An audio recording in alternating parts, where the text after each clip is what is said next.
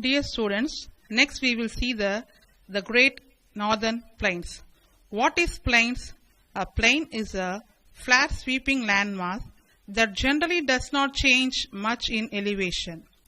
So now we are going to see the Great Northern Plains. The fertile land extending across 7 North Indian states forms the Great Northern Plains. The length of the plain is about 2,400 km and the width varies from 240 to 340 km.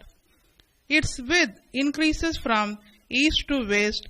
It covers an area of 7 lakh. They are formed mostly by the depositional process of the Himalayan and Vindhyan rivers. These rivers deposit enormous quantity of sediments deposited along the foothills and floodplains. What do you mean by foothill? A low hill at the base of a mountain or mountain range, that is called foothill. What is floodplain? It means it is a generally flat area of land next to a river or stream. Now we are going to see the important characteristics features of sediment deposition in the plain areas as follows. The first one we are going to see the Barber Plain. It is made up of gravels and unassorted sediments deposited by the Himalayan rivers. That is nothing, children. Gravels means pebbles. Okay, it will be the pebbles and unassorted sediments are deposited by the Himalayan rivers. It lies to the south of the Shivalik from west to east. Its width varies from 8 to 15 km. This plain is not suitable for cultivation. Next, the Tarai Tract. It is a zone of thick forest and rich wildlife. It lies to the south of Barber Plains. The width of this belt is 15 to 30 km. In many states, the Tarai forests have been cleared for cultivation. Next one, we are going to see the Banga Plains. It represents the upland alluvial tracts of the Great Plains of India, formed by the olden alluviums. This soil is dark in color, rich in humus content, well drained and useful for agriculture. Next we are going to see Khadar Plains. The new alluvium tracts along the courses of the rivers are known as Khadar or bed lands. The Khadar land consists of sand, silt, clay and mud. It is highly fertile soil. Then Delta Plains. The deltatic plain is an extension of the Khadar land. It covers about 1.9 lakh square kilometer in the lower reaches of the Ganga river. The deltaic plain consists mainly of old mud, new mud and marsh. That's all, children, the Great Northern Plains. Now we are going to see the peninsular plateaus. What is plateau, children? Do you have any idea about the plateaus? Yep, it is a flat elevated landform that rises sharply above the surrounding area on at least one side. That is a plateaus. The peninsular plateaus, it lies to the south of the Great Northern Plains. This is the largest physiographic divisions of our country. It covers an area of about 16 lakh square kilometer. It is an old rocky plateau region. The altitude of a large portion of this plateau is more than 600 meters from mean sea level.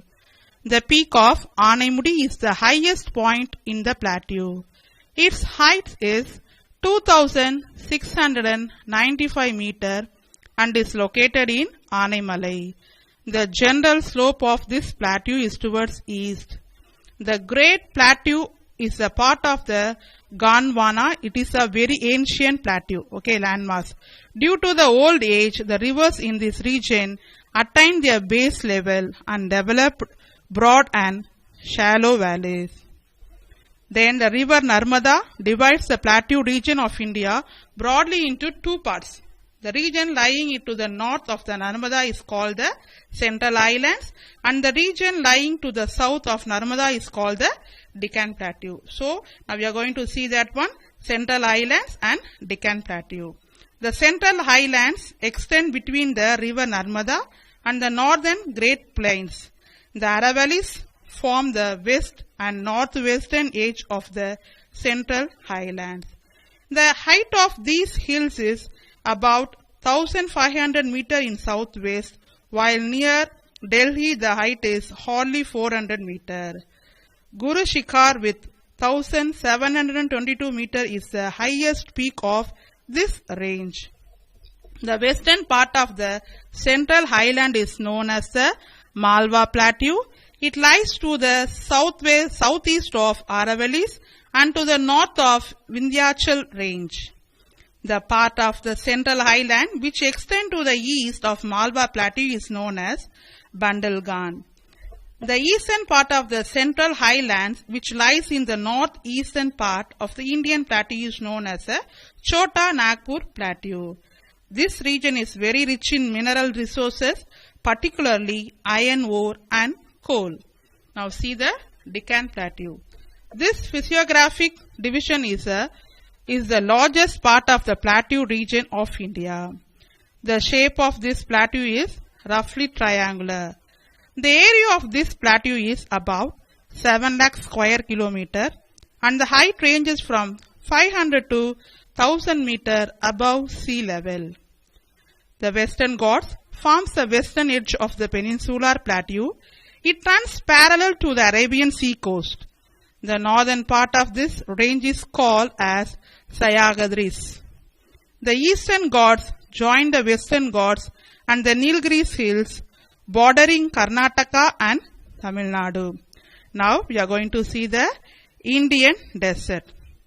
Generally, what is desert? A desert is a landscape, form or region that receives very little precipitation. That is a very little level of the rainfall. Okay, that is a desert. Okay, dry place that is. Now we are going to see the Thar Desert, also known as the Great Indian Desert, is a large arid region in the northwestern part of the Indian subcontinent that covers an area of 2 lakhs kilometers square and forms a natural boundary between India and Pakistan. It is the world's 7th largest desert and the world's 9th largest subtropical desert located in western part of the India. The desert lies in the western part of the Aravalli range and covers 2/3 of the Rajasthan state. There are two major divisions in the Thar Desert. They are known as the actual desert region and the semi-desert region. Now next we are going to see the coastal plains. The coastal plain. What is the coastal plain? Any idea, children? A coastal plain is flat, low-lying land adjacent to a sea coast. That is the coastal plain, meaning of the coastal plain. The coastal plain were formed by the depositional action of the rivers and the erosional and depositional action of the sea waves. The Indian coastal plains are divided into the following two divisions: the western coastal plains and the eastern coastal plains. Now we are going to see the first one, the western coastal plain. It lies between the Western Ghats and the Arabian Sea. It extends from Rann of Kutch in the north to Kanyakumari in the south, and its width varies from 10 to 80 km. It is mainly characterized by sandy beaches, coastal sand dunes, etc. The northern part of the west coastal plain is known as Konkan Plain. The middle part of this plain is known as Kanara. The southern part of the plain is known as Malabar Coast, which is about 550 km long and 2200 km wide. Vembanad is a famous backwater lake found in this region. Next we are going to see the second one, the eastern coastal plain. It lies between the Eastern Ghats and the Bay of Bengal and stretches along the states of West Bengal, Odisha, Andhra Pradesh and Tamil Nadu. The coastal plain between Mahanadi and Krishna river is known as the northern Circus, and the southern part lies between Krishna and Kaveri river is called Coromandel coast. The Marina Beach on this coast in Chennai, and it is the second longest beach in the world. Lake Chilka, it is the largest lake in India. It is located in southwest of the Mahanadi Delta, that is in Odisha state. The Kolluru Lake, which lies between the deltas of Godavari and Krishna, and the Pulicat Lake lies in the border of Andhra Pradesh and Tamil Nadu, are the well-known lakes in the east coastal plain. The last one we are going to see the islands. What is island? A piece of land surrounded by water all sides, that is called island. India has two major islands groups, namely Andaman and Nicobar and Lakshadweep. The former group consists of 572 islands and are located in Bay of Bengal, and the later one has 27 islands and are located in Arabian Sea. First we are going to see Andaman and Nicobar Island. These islands are located in an elevated portion of the submarine mountains. Since these islands lie close to the equator, the climate remains hot and wet throughout the year and has dense forests. The area of the island group is about 8,249 square kilometers. Port Blair is the administrative capital of the Andaman and Nicobar Islands. The 10-degree channel separates Andaman from Nicobar group. The southernmost tip, the Indra Point, is a part of Nicobar Island. Then we are going to see the Lakshadweep Islands.